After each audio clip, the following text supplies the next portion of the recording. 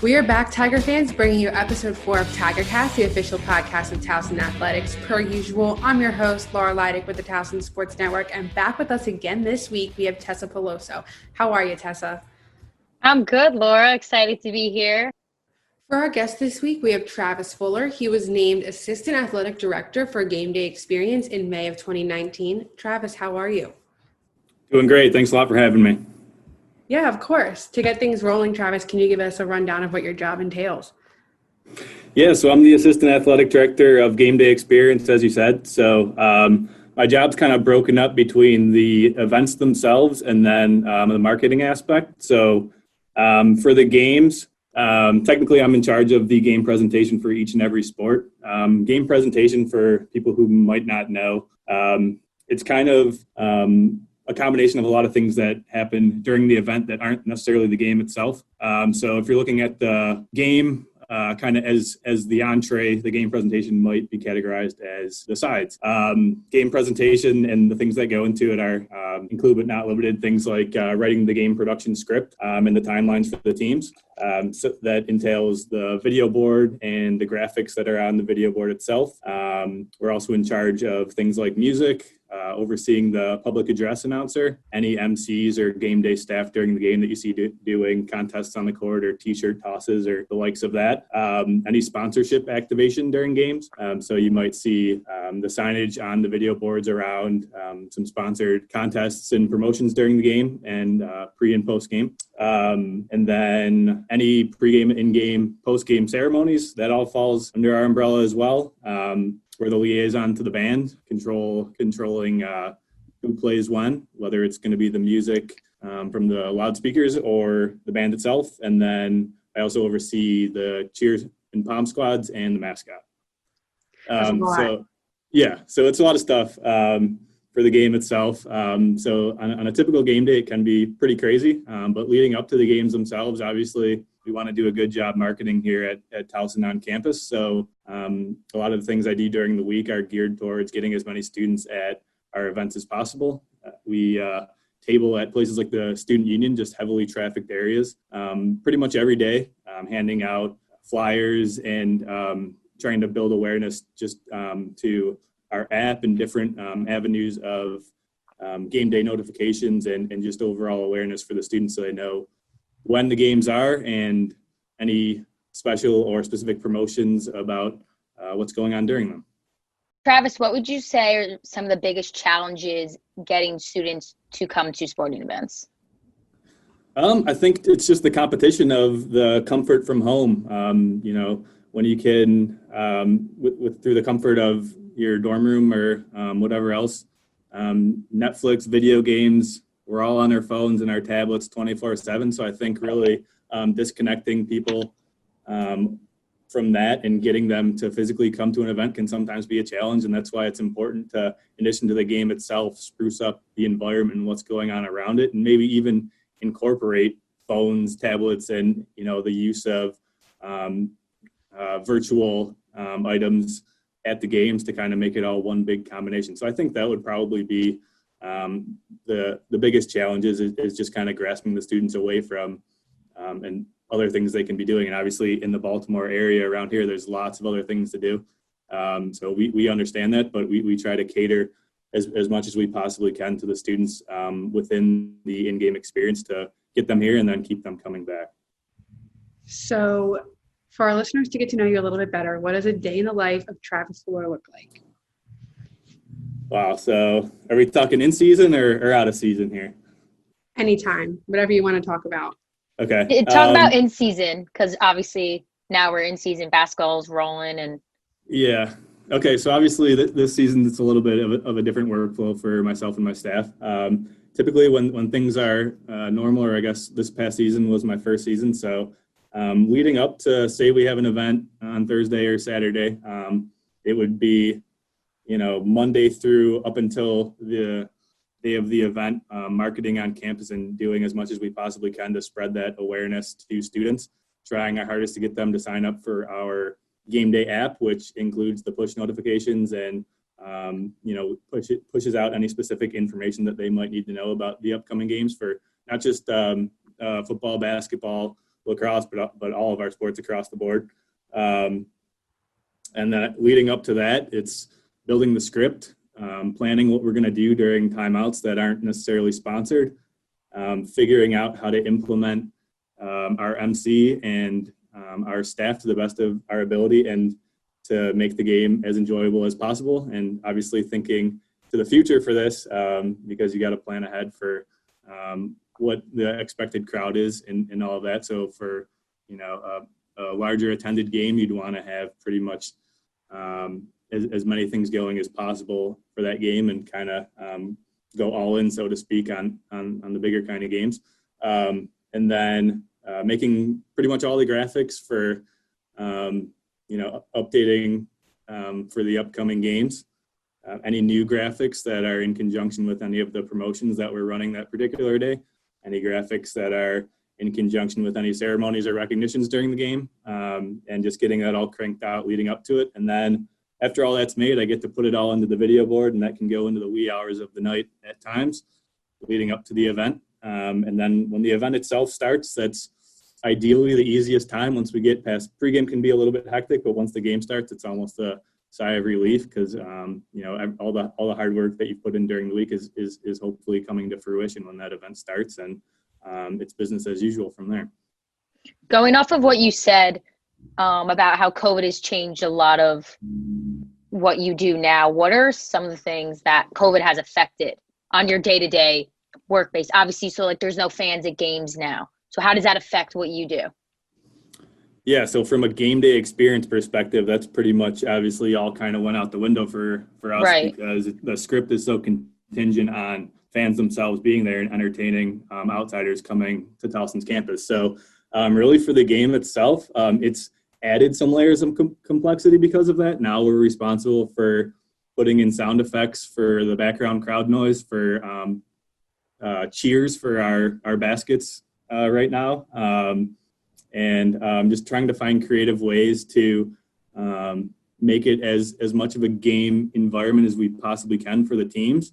We've also kind of switched up our playlist a little bit to gear more towards the players. So the music setup is just a little bit different, not a whole lot different, but it's mainly geared toward them. And then we're in the process of finding some creative ways to implement different things like cardboard cutouts and hopefully getting that rolling here pretty soon as well. So from a game-to-game basis, there's a little bit more complexity from the music and the sound effects standpoint. Obviously, from a contest and promotions during timeouts, those are all gone. So the timeouts are pretty dumbed down.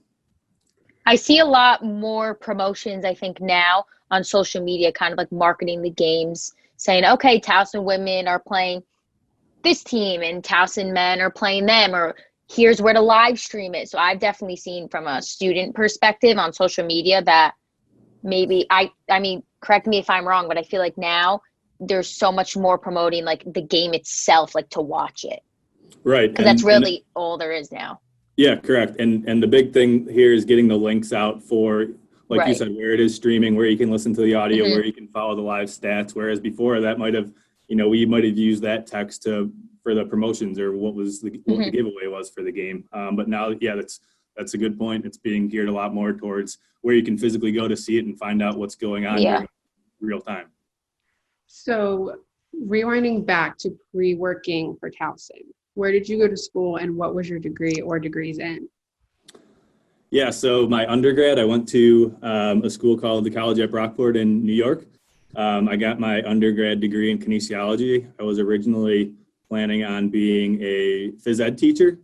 Once I graduated and thought about things a little bit more, I decided to enroll in grad school and put more of a focus on the sport management side at Canisius College in Buffalo. And it was there that I landed a gig doing music for mostly hockey games there and some basketball games. And, I just loved it, being able to get paid for watching a game and having somewhat of a part in the overall experience and the environment for the crowd. It was something that I really enjoyed doing, and it didn't feel like work to me. So to kind of fulfill my master's degree curriculum at Canisius, I was lucky enough to get an internship with the Atlanta Hawks. So I also had some experience along the way with the University at Buffalo. So I kind of was able to parlay that with the Canisius gig to get an interview with the Hawks, and then ultimately get a game presentation internship with the Hawks. And with the Hawks, I really was able to be exposed to the big picture of what goes on behind the scenes for a production of a game. I mean, as a common fan, you take a lot of the stuff for granted naturally, because you wouldn't know otherwise, of what really goes into the planning and preparation for everything that's not the game itself, from kind of the things that I mentioned before, like the graphics, the public announcers script, the MC, what they have to do, how they will spin a certain promotion to make it more exciting. And really just the overall script writing. And it kind of blew me away how much stuff really went into the script for an NBA game, and how many staff members need to literally be on their toes for pretty much any and every scenario possible during a game, because in the drop of a hat, you might have to do something completely different than what you were doing 10 seconds before. So that really exposed me to the big picture of that, and I absolutely loved it. After the internship ended there, I was able to get a more of a full-time gig with the Erie Seawolves, who are the minor league affiliate of the Detroit Tigers in Erie, Pennsylvania. I was there for, I want to say, about 5 months as the promotions manager. I had a game day staff there. I was also the in-game host for the contests on the field. So a little bit of a bigger role where the Hawks, it was more coordination, and in Erie, I was doing a lot more managing of the staff and the likes of that. And after about 5 months there, a job opened up in Anchorage, Alaska. And I jumped at the opportunity to apply there. They're opening up a brand new $110 million arena, the Alaska Airlines Center, in Anchorage in 2014. They flew me out for an interview and, gave me the opportunity to direct game presentation for all of their sports there in a state-of-the-art facility that hadn't been used yet for anything. Alaska, being from New York, Alaska, the other side of the world, the last place I ever thought I would end up, but made the jump there and ended up staying there for 5 years. And my time there was invaluable. I learned so much there, and really being able to direct that game presentation from the day that I got there till the day that I left. It was just a night and day difference of how much stuff myself and my staff added on to these games to make them more complex, to make them more exciting, to ramp up the environment and make the game into an entire event, as opposed to obviously just the game itself. So after 5 years there, I think it was time for me to come closer to home and back to the East Coast. And the Towson gig opened up, I want to say last May, and obviously got the gig and been here ever since. You said when you worked for the Atlanta Hawks how intense the production was. Do you think there's a drastic difference between production in a professional sporting environment and a collegiate sporting environment? What would you say is the big difference there? So I think for a smaller school like Towson, more of a mid-major compared to like a professional production, I think just the big picture of the staffing and our productions are very student run, whereas in the NBA, everyone is, has a lot of different expertises in certain things. But I think that would probably be the biggest difference. I myself try to jam pack as much fun stuff as we possibly can into all our games to try to emulate that environment. But at times we do kind of have to scale things back just from a workflow standpoint and just things that aren't as possible with a limited staff compared to something like the NBA or professional sports. But we do our best to try to emulate as much as we can. Right. Very cool. Very interesting. You had said you were in Alaska. What, aside from just working out there, what was it like living there compared to the East Coast? Yeah, I think I want to know that. And a lot of people are definitely going to want to know what it was like. Yeah, it was totally different. Luckily, I had a chance, like I said, to fly out there for the interview, so I wasn't moving out there sight unseen. Anchorage is, a lot of people don't know, it's a decent-sized city, so it's about 300,000 people, and there's a very large military base there as well. It has a pretty sizable downtown area compared to some smaller U.S. cities. So honestly, living in Anchorage didn't feel too different. Once you stepped outside of Anchorage, though, it was pretty open, and a lot of times I found myself just thinking about how crazy it was that I lived in such a place where you can drive 15 minutes and out into the open and see just open wilderness, the frontier, and moose, bears, all kinds of wildlife and things that you couldn't necessarily get on the East Coast. Really extraordinary experience, to be quite honest. Did you have family and friends come visit you while you were out there? My dad and my brother came one of the first years I was there. Aside from that, not really. Sometimes some of my friends were military and were passing through. So I had a couple visits in that regard, but nothing too crazy. When I think of Alaska, I think of I don't know if anyone's ever seen the movie The Proposal with Sandra Bullock and Ryan Reynolds, and she goes there and she's just so shocked by how different it is. So that's always like my immediate thought when I think of Alaska. Yeah, it's like, I'm probably totally underselling it, but yes, it was definitely a culture shock going there. Yeah, like I said, the city feels pretty normal, like a regular city, but the second you step outside there, it really hits you that you're in Alaska and you're out in the open. It's just crazy with the mountains and the amount of lakes that are there and just the green grass. It's just something that you obviously can't get on the East Coast or many parts of America. Well, I think that's very cool. You've lived there for 5 years. I think definitely a different, like you said, different from coming from New York or Baltimore, New Jersey. I mean, anywhere on the East Coast. I think Alaska is definitely a different culture shock for sure. And summers there. The one thing that you don't get used to is the light and the darkness differences. Right. Like in the summer, if you stay out, you go out one night and you're out till 2-3 a.m. You come outside and it's light outside. You never get used to that either. So it's pretty surreal. Conversely, in the winter, of course, it's the same thing for darkness. But Anchorage is far enough south where there's still a decent amount of light during the winter. But the further up north you go, it gets closer to the full days of darkness. Interesting. Yeah. Very cool. So you had mentioned, so you're from New York. Yep. So are you from the city or are you from like the surrounding areas around the city? No, I'm from Western New York, just outside of Buffalo. So okay. About 6 hours from New York City. So what about the cold when it comes to moving to Alaska? That part I was already prepped for because Buffalo, as you guys I'm sure know, does not have the nicest winters possible. But that's why I say upstate because I think it's just so like far. Yeah. So Buffalo, for some perspective, you're about 3 hours from Pittsburgh, 3 hours from Cleveland, hour and change from Toronto. So it's right near the Canadian border. Oh, so wow. The winter's right there up near Lake Erie. The wind chill and that lake effect snow can be a bear sometimes, but I love Buffalo. I'll always love Buffalo. I've wanted to see other parts of New York. I've only been to the city, but I've definitely wanted to see other parts just because I've heard like there's some pretty beautiful parts of New York.